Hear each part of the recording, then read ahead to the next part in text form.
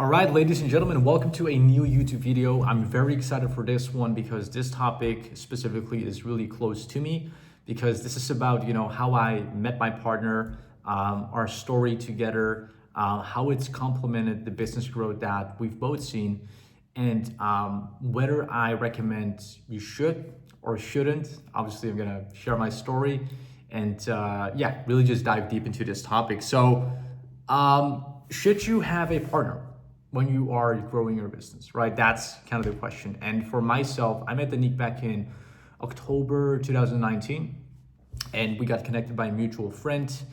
And we went on a date. I asked her out, and we clicked on so many levels. And it's really funny because we were both in the same agency community. Like we were both basically taking a course as we were growing our agency. And we had very, very large similarities in mindset of wanting to grow, the monk mode mindset, taking care of yourselves, just really like an entrepreneurial mindset, right? So we clicked really well as we went on a date, and ever since we've stuck together. And I remember on our first date, we were literally talking about how to scale the agency and how to hire, a contractor and all that stuff. That was 80% of our conversation. So at the beginning, it was just connecting massively on that, which reflecting upon it, it's kind of awkward, but it clicked. So it was great.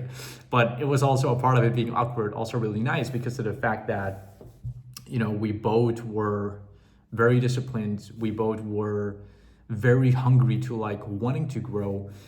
And actually have our first picture together right here, which is this was November 2019 in my Rotterdam penthouse. We just came back from the gym, and we met there. And basically, to put a very long story short, Danique and I both had our agency. I think I had a 30K net worth at the time. And the reason why I'm saying this is because right now, my net worth is 13 million, and I've built it all as I've been together with Danique, and I've been living with her since Jan 2020. Right? So we built it all together. I don't give myself just credit for that. So I had 20K in the bank. I think Danique something similar, and then we got together, spent many months together, and then Jan 2020 came around, and my time in the Netherlands was coming to an end. So I proposed to her, and we got close really, really fast. That butterfly feeling when you are in love. I had that for many, many years with her, and I still do to this day. And I remember that in Jan 2020, I asked her, or gave her the idea of hey, how'd you find it to move to Serbia? And I just showed her how awesome it was, why I lived there for 6 months initially, and the cool things that we can do there. But mainly the reason we did decide to move together to Serbia was because we wanted to just isolate ourselves, grow the agency, and grow the consulting business, and just kind of be isolated, right? So we moved to Serbia, and then from there, I remember in March 2020, COVID happened. But before COVID happened, real quickly in Jan 2020, so we got in Serbia. I had my place, she had her place, and then in Feb, we decided to move in together. And then March came around, and there was COVID. And then ever since, we've just lived together from then until the day of today. And a couple of things that I really noticed when we started to move in together is that I was less distracted. Because I remember that when we moved to Serbia and when I was in the Netherlands and she had her own place, I was constantly just missing her, which sounds maybe very cliche or whatever. But I was constantly thinking about her, and it distracted me from my work all the time. But for me, it didn't matter because the love really took precedence, and my life was set up in a pretty good way financially as well, and I was growing very fast, and she was too. And then in Feb 2020, we decided to move it together, as I just previously mentioned. And in our relationship, the biggest things that I noticed at the beginning is that it's just great to share it with someone for me. I remember how lonely it was when I had my penthouse at Rotterdam, and she would always go back after the weekends, and how lonely and how empty it was. That's the thing that I really felt when she wasn't here. And I felt that like 10 times harder the moment we got into a relationship, right? And I was so happy because I remember that I was looking at some Bible quotes, and I can't remember exactly what it said, but it resonated with me so much. And it basically felt like as if all the hard work that I've been doing finally paid off by meeting an angel like her. Because the loneliness that some entrepreneurs go through and is very, very, like, there's a big void. It's what I felt.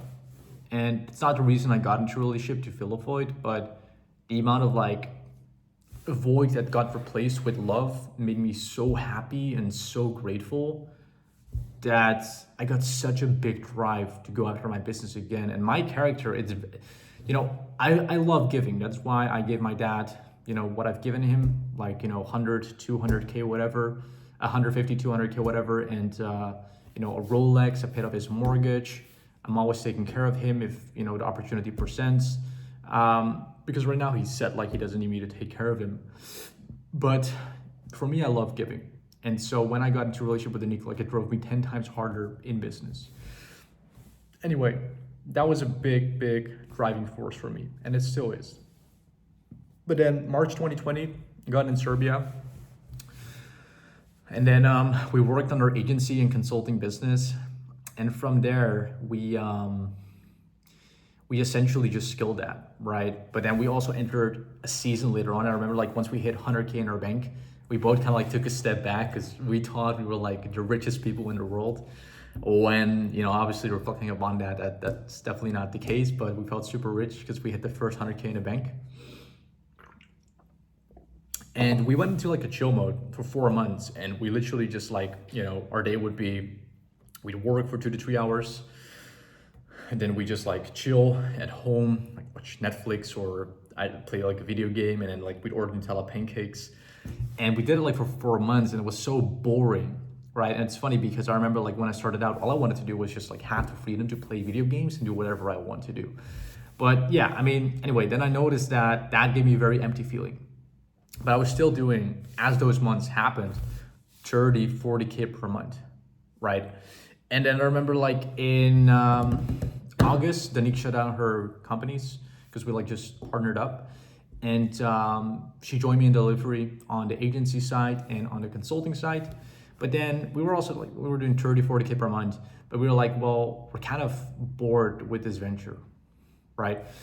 We were helping mainly beginner agency owners, and we've loved serving them, but like we just noticed we lost the passion, And so we were like, we're doing a disservice to ourselves and them too if we're in this state, right? So we gave it some more time because maybe it was just a dip, and then eventually in September 2020 we quit it. And we were like, okay, we should do something new, and we should get off our ass and stop chilling, right?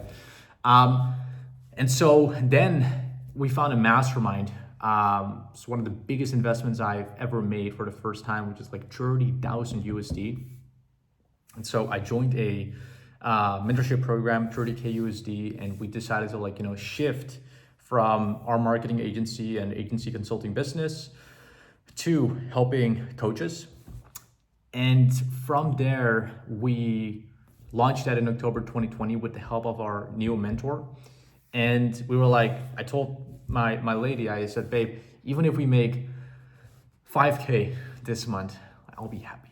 I just want to serve people that I'd be stoked to work with, right? Because as I was having my agency consulting business, I remember a few consultants like joined my program to like just see how I was branding myself and growing this thing. And I loved working with those people the most. And that's why I shifted to it.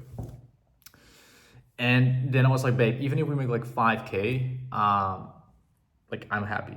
And then we did 100K cash in our first month. And she helped me massively with delivery.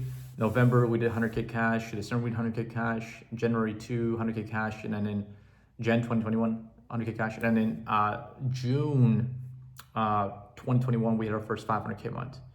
And during that time, I remember that that was a really bad time for our relationship because I was only eating 1 meal a day. Danik was afraid that I would die because I was consuming so much caffeine and I was eating one meal a day and my sleep was bad and I was stressing out all the time. Um, and I really think that that's where the biggest value of the relationship too came into play, where she took care of me. She showed me that this should be the limit, and if I push myself, I will enter very dangerous territory. Because I have a very obsessive mentality, and if I do something, I do it all the way. Which maybe is cool to say, but it can also be fatal. And I think it's one of the best traits I have, but I think it's also one of the worst traits I have. And when you have a partner that can recognize that and help you, center it in a healthy way, so you can do it sustainably, then you have a incredible partner, right? And with Anik in general, we've went through a lot of challenges. I remember that I struggled with jealousy at the beginning of our relationship. I think this was in 2020, midway 2020. I struggled massively with jealousy of her past relationships. And it's actually embarrassing to say, because no man wants to be seen as a jealous man. I can now obviously say that I've fully worked over that and it's fully resolved. But man, jealousy truly brings a cancer out of you. It brings the worst version out of you. And she was so understanding, because I never had any partners in the past.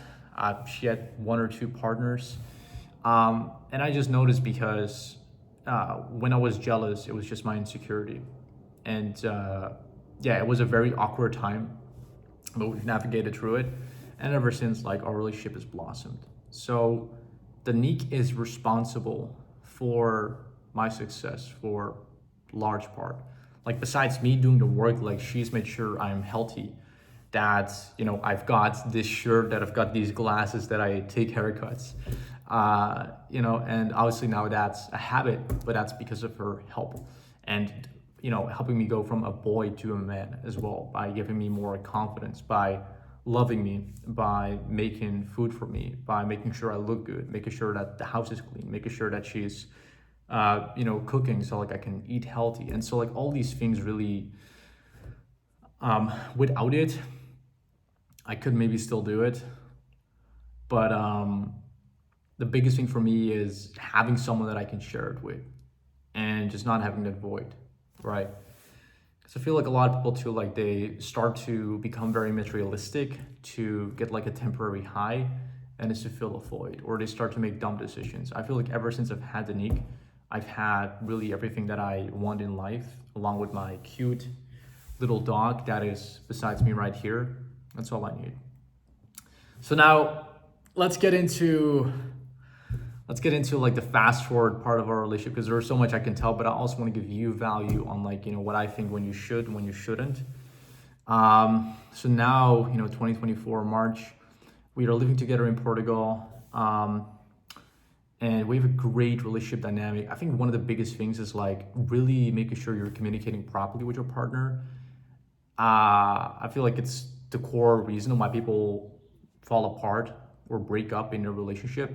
If there's one thing that we do really well, it's the moment there's one frustration, we immediately communicate it. Or if there's a thing in the air, we know how to spot it and address it. But it's if you never spot it or address it, then that's what builds resentment, and resentment kills relationship and provokes weird, aggressive reactions for no reason, right? So that being said, when do I think you should and shouldn't get in a relationship? So I think you should when you already have a foundation for yourself as a man.